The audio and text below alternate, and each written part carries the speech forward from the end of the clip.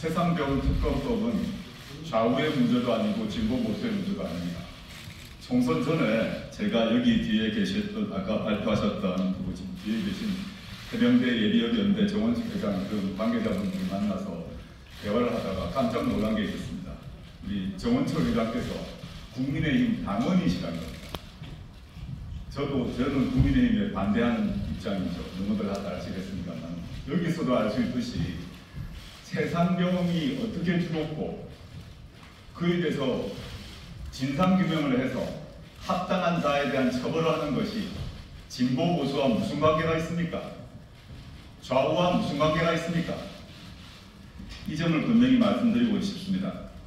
이 과정에서 개정군용법의 취지에 따라 수사 후에 수사기록 자체를 전적으로 바로 넘겼던 박정훈 대령의 조치가 무슨 불법이 있습니까?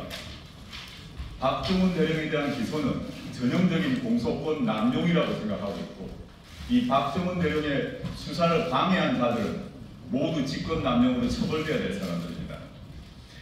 이 과정에서 특검법이 발의되었고 이제 그 상임위까지 다 통과가 되었고 남은 것은 본회의 통과밖에 없습니다.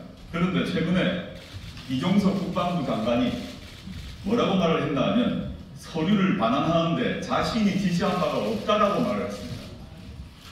본인 처벌을 앞두고 일종의 자백을 한 것입니다. 그렇다면 두 가지 문제가 있습니다. 이종석 장관이 하지 않았다면 서류를 반환하라고 지시한 사람은 누구입니까? 대통령실 관계자 중에서 누구인지 밝혀져야 됩니다. 그러면 그 전에 우리가 모두 알았던 쟁점은 뭐냐면 이종석 장관이 자기가 결재했던 것을 뒤집는 결정을 했습니다. 이종석 전 장관에게 장관의 결재를 뒤집으라고 지시할 수 있는 사람은 대한민국에 윤석열 대통령 플러스 알파 두세 사람밖에 되지 않습니다. 이 두 가지 이슈, 이종석 장관의 그 장관 자신의 결재를 뒤집으라고 지시한 사람, 그 다음에 이종석 장관은 하지 않았다고 하는 서류 반환 지시를 한 사람을 밝혀야 합니다. 바로 이 점에서 왜 국민의힘이 진보 보수 좌우의 문제가 아닌 이 법을 결사적으로 반대하는가에 바로 숨은 여기에 바로 비밀이 있다고 보고 있습니다. 이 점은 밝혀져야 합니다.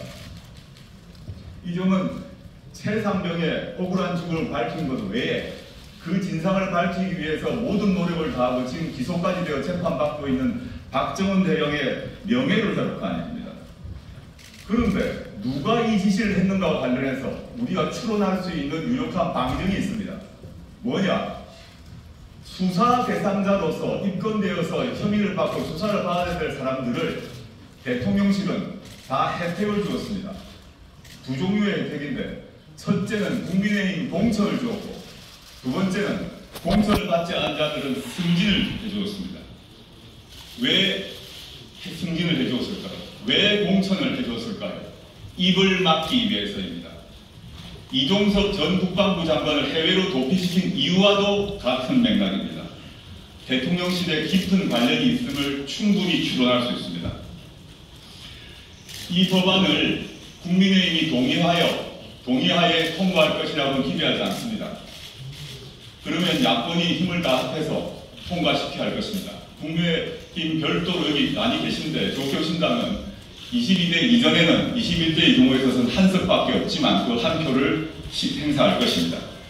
만약에 윤석열 대통령이 진보 보수의 문제도 아니고 좌우의 문제도 아니고 대통령실 관계자, 즉 본인을 포함한 대통령실 관계자의 관련이 매우 의심되는 이 사건에 대해서 이 법안에 대해서 거부를 한다면 국민들은 바로 그러한 대통령을 거부할 것입니다.